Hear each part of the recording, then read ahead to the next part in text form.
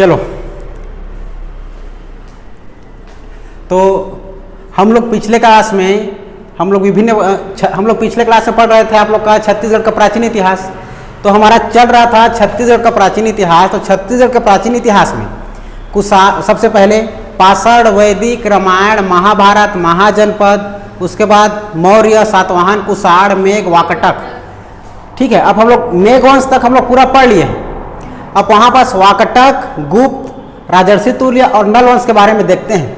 पहले हमें वंश को याद करते चलना है, पूरा स्टेप बाय स्टेप वंश को याद करना। फिर जितना वंश हो जाएगा उन सभी का वंश याद होगा, कौन कौन से शासक ने कहाँ कहाँ पर शासन किया। याद होने के बाद मैं सबको एक एक चीज डील करूँगा। तो सबसे पहले देखते हैं हम लोग मेघ वंश के बाद आता है, मेघ के बाद वाकटक वंश। वाकटक वंश के बाद याद रखना है गुप्त याद रखना, उसके बाद नल वंश। ये तीनों एक साथ समकालीन थे, ये तीनों एक दूसरे पर लड़ते झगड़ते रहते थे। ये तीनों क्या है, एक साथ समकालीन थे। समकालीन वंश भी कहते हैं तीनों को एक साथ। ठीक है, ये तीनों समकालीन वंश है, जो कि लड़ते झगड़ते रहते थे। ठीक है, सबसे पहले जानना है हमें वाकटक वंश के बारे में। ये अभी कभी याद करते चलना है और कॉपी में लिखते चलना है। कॉपी में नहीं लिखोगे तो क्या मतलब का, याद भी करो और कॉपी में लिखो। चलो, सबसे पहले इसमें एक छोटा सा ट्रिक याद रखना है, पुराना ट्रिक है, सब जानते भी हो, इसको कहीं भी मिल सकता है आप लोग को, याद रखना। ठीक है, वाकटक वंश देखो, सबसे पहले जान लेते हैं कि ये कहाँ कहाँ निवास करते थे, इनका राजधानी जान लेते हैं। ठीक, सबसे पहले वाकटक वंश की राजधानी याद रखना नंदीवर्धन अर्थात कहाँ, कौन से क्षेत्र को, नागपुर क्षेत्र को। ठीक है, नागपुर क्षेत्र को क्या बोलते थे, नंदीवर्धन बोलते थे। और एक वो लोग वाकटक वंश लोग नागपुर में निवास करते थे। याद रहेगा कितना, नंदीवर्धन। गुप्त में याद रखना है आप लोग को, गुप्त काल के समय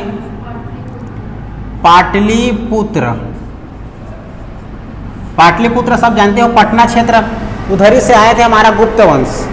ठीक है, बिहार क्षेत्र। उसके बाद नल वंश में याद रखना है, नल वंश में,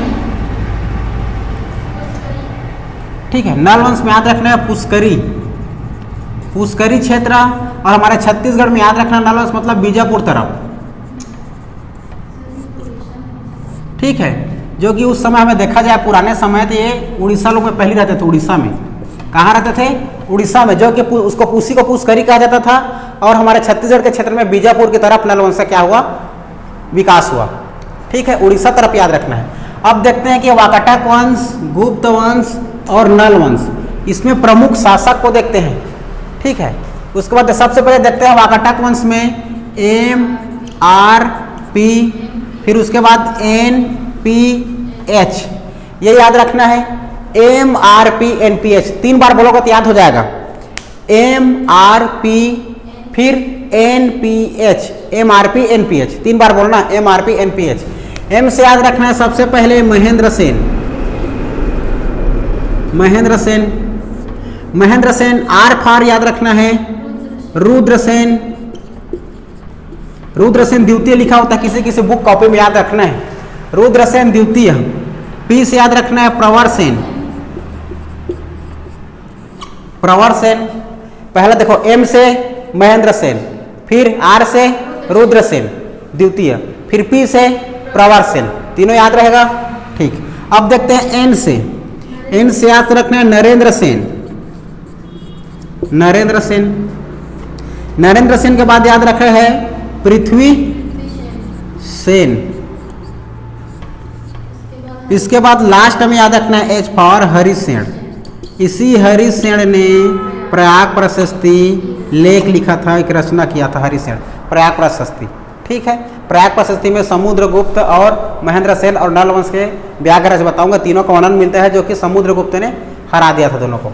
ठीक है, ये याद रखना है। देखो, MRP NPH, M से महेंद्र सेन, R से रुद्रसेन द्वितीय, फिर P से प्रवर सेन, N से नरेंद्र सेन, P से पृथ्वी सेन, H से हरिसेन। याद रहा कितना। ठीक, ये हमारा वाकटक वंश के बारे में। अब आगे बढ़ते हैं वाकटक वंश के बारे में, फिर आगे बढ़ते हैं गुप्त में हम लोग भारत के परिप्रेक्ष्य से देखते आते हैं। सबसे पहले गुप्त काल के समय का पूरा वंश हमें याद रखना है, ठीक है। सबसे पहले पाटलिपुत्र क्षेत्र में अपने राजधानी स्थापित किए थे, ठीक है। राजधानी मतलब उधर पटना क्षेत्र, उधर ही से हमारे छत्तीसगढ़ लोग आए थे।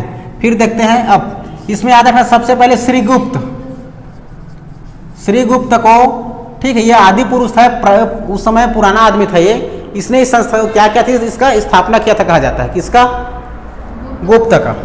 श्रीगुप्त याद रहेगा। श्रीगुप्त के बाद याद रखना है घटोत्कच,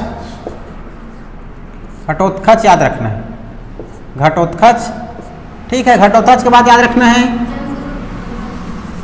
चंद्रगुप्त प्रथम, चंद्रगुप्त प्रथम। पहला याद रखना है श्रीगुप्त, श्रीगुप्त को संस्थापक कहा जाता है। फिर घटोत्कच, फिर चंद्रगुप्त, चंद्रगुप्त के बाद याद रखना है समुद्रगुप्त, समुद्रगुप्त के बाद याद रखना है रामगुप्त, ठीक। देखना पहला श्रीगुप्त, दूसरा घटोत्कच, तीसरा चंद्रगुप्त, चौथा समुद्रगुप्त, पांचवा रामगुप्त, ठीक है। रामगुप्त का याद रखना है आप लोग को आपका चंद्रगुप्त द्वितीय, चंद्रगुप्त द्वितीय। इसी चंद्रगुप्त द्वितीय ने विक्रमादित्य का उपाधि धारण किया था, ठीक है। चंद्रगुप्त द्वितीय, उस चंद्रगुप्त के द्वितीय के बाद याद रखना है कुमारगुप्त, फिर विष्णु, ठीक। कुमार के बाद रखना स्कंद याद रखना, कुमार, स्कंद, भानु, विष्णु, कुमार, स्कंद गुप्त, भानुगुप्त और एक याद रखना विष्णुगुप्त, विष्णुगुप्त। कुमार, स्कंद, भानु, विष्णुगुप्त, कुमार गुप्त, स्कंद गुप्त, भानुगुप्त और विष्णुगुप्त, ठीक है। इतना याद रखना। देखना ये हमारा गुप्त का है, गुप्त वंश इतने शासकों ने शासन किया है। लेकिन हमारे छत्तीसगढ़ में कौन कौन शासन किया है उसको देखते हैं। सबसे पहले समुद्रगुप्त ने, फिर उसके बाद रामगुप्त, चंद्रगुप्त द्वितीय, फिर भानुगुप्त और ये इसमें हाँ कुमारगुप्त। ये पांचों लोग हमारे छत्तीसगढ़ में शासन किए हैं। छत्तीसगढ़ में 5 लोग शासन किए थे, मतलब 5 लोग क्या क्या थे यहाँ पर आए थे और यहाँ पर शासन किए, उसका साक्ष्य भी प्राप्त मिलता है। पहला समुद्रगुप्त याद रखना है, दूसरा में रामगुप्त, फिर चंद्रगुप्त द्वितीय, कुमार, फिर भानु और बस ये भानु ही, समुद्रगुप्त, रामगुप्त, चंद्रगुप्त, कुमारगुप्त और भानुगुप्त। इन 5 ने क्या किया है आप लोग का छत्तीसगढ़ में शासन किए हैं। अब देख ले हैं इसके बाद गुप्त के बाद नलवंश। नलवंश के बारे में याद रखना है, ठीक है। सबसे पहले देखना, इसको स्टेप बाय स्टेप याद करना। पहले याद रखना है शिशुक, दूसरा में याद रखना व्याघ्रराज, उसके तीसरे में याद रखना शिशु व्याघ्र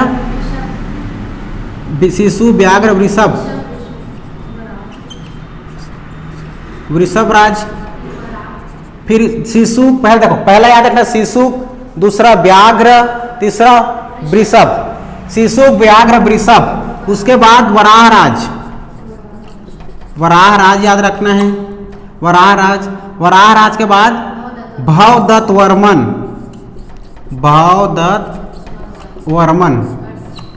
ठीक है। देखो पहले हमें 5 याद रखना है, क्या क्या देखो, शिशुक, व्याघ्र, वृषभ, वराह और उसके बाद भवदत्त वर्मन।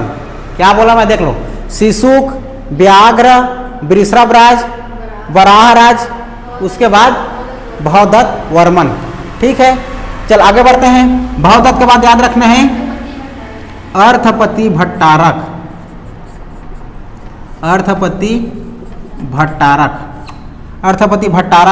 उसके बाद स्कंद, देखो ना याद करने का तरीका, स्कंद, स्तंभ और नंद, ठीक है। स्कंद, स्तंभ और नंद तीनों में अंक के मात्रा दिख रहा है, तो आपको अर्थपति भट्टारक के बाद याद रखना है, अर्थपति भट्टारक के बाद स्कंद, स्तंभ, नंद, इसमें राज जोड़ देना, राज, स्कंद राज, हाँ ठीक। देखो इसमें स्कंद वर्मन याद रखना, स्कंद वर्मन, स्तंभ राज और नंद राज, ठीक है। देखो पहला फिर से बोल रहा हूं, शिशुक, व्याघ्र, वृषभ, वराह भवदत्त वर्मन, उसके बाद अर्थपति भट्टारक, स्कंद वर्मन, फिर स्तंभराज, फिर नंदराज। इतना याद रहेगा। फिर उसके बाद स्कंद स्तंभ नंद के बाद पृथ्वीराज याद रखना है। पृथ्वीराज के बाद याद रखना है विरूपाक्ष। ठीक है, पृथ्वी के बाद याद रखना है पृथ्वीराज के बाद विरूपाक्ष। विरूपाक्ष के बाद अगला शासक आया विलासतुंग, जो कि राजीव लोचन मंदिर याद आ रहा है, राजीव का लाजीव इसी ने बनवाया था, विलासतुंग। ठीक है, राजीव शिलालेख का अभिलेख में पता चलता है। विरूपाक्ष याद रखना, विरूपाक्ष के बाद विलासतुंग याद रखना। विलासतुंग के बाद याद रखना है पृथ्वी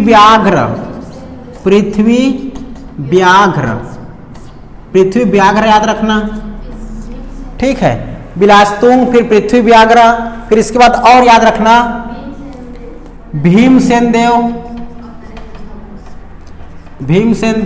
लास्ट में अंतिम शासक याद रखना नरेंद्र धवल।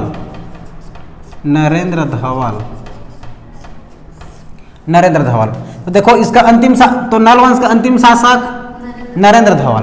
ठीक है, अंतिम शासक याद रखना है, अंतिम शासक नरेंद्र धवल। और संस्थापक कौन? इसमें प्रथम अगर पूछ देगा प्रथम शासक तो शिशुक। ठीक है, और इसमें वास्तविक संस्थापक पूछ देगा तो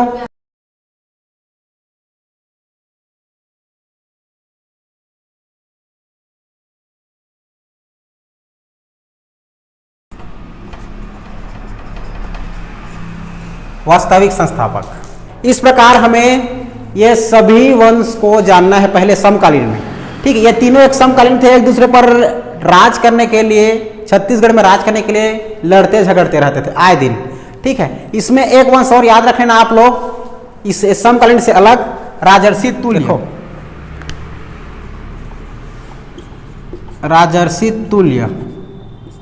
राजर्षि तुल्य वंश सुने हो? ठीक, राजर्षि तुल्य वंश याद रखना। सबसे पहले राजधानी याद रखना, इसका राजधानी आरंग। और आरंग कहाँ है? रायपुर। ठीक है, आरंग को मंदिरों का शहर कहा जाता है। ठीक, उसके बाद इसका स्रोत, राजर्षि तुल्य लोग यहाँ हमारे छत्तीसगढ़ में शासन किए हैं, इसका स्रोत कहाँ से मिलता है यह जानना है।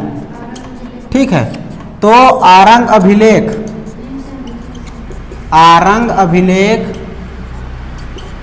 भीमसेन द्वितीय,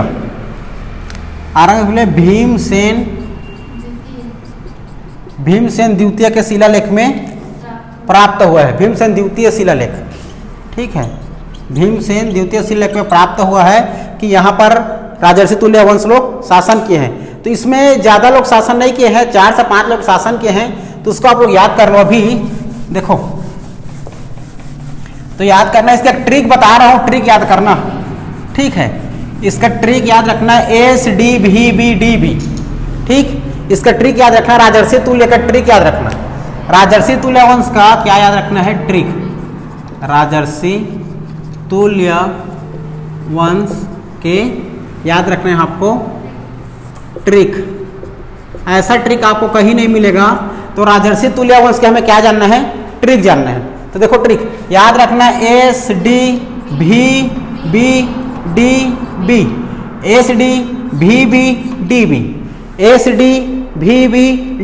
3 बार बोलोगे तो याद हो जाएगा। मन में बोलो SDVBDB। देखना, इसका नाम सुनना। एस याद रखना है सूरा। क्या याद रखना है? सूरा।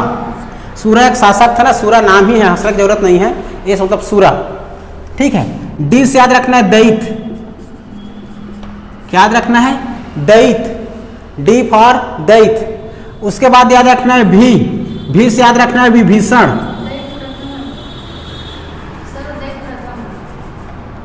ठीक, देखो सूरा है, देखो एस से हमें क्या रखना है? पहले सूरा। डी से याद रखना है दैत प्रथम, इसको दैत प्रथम याद रखना। भी से विभीषण, वी से याद रखना है विभीषण।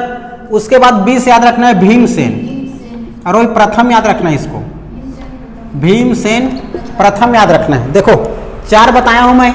SDVB को एस से याद रखना है सूरा, डी से याद रखना है दैत प्रथम, उसके बाद भी से याद रखना विभीषण, फिर आप लोग का बी से आ जाएगा भीमसेन प्रथम। बच गया 2 डीबी, डी से याद रखना है दैत, दैत द्वितीय याद रखना, दैत द्वितीय, दैत प्रथम इधर हो गया, दैत द्वितीय इधर। इसके बाद याद रखना है बी फॉर भीमसेन लिखा है और भीमसेन द्वितीय याद रखना। भीमसेन यहाँ पर प्रथम है तो यहाँ पर क्या हो जाएगा भीमसेन द्वितीय।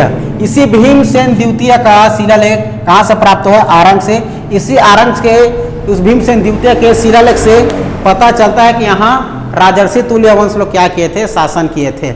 ये सभी शासन को याद रखना है, वाकटक, गुप्त, राज, राजर्षि तुल्य और नल वंश, सभी को एक साथ याद रखना है। आप लोग को मैं अगले क्लास में क्या करूंगा, सभी को विस्तार से एक एक के बारे में समझाते चलूंगा।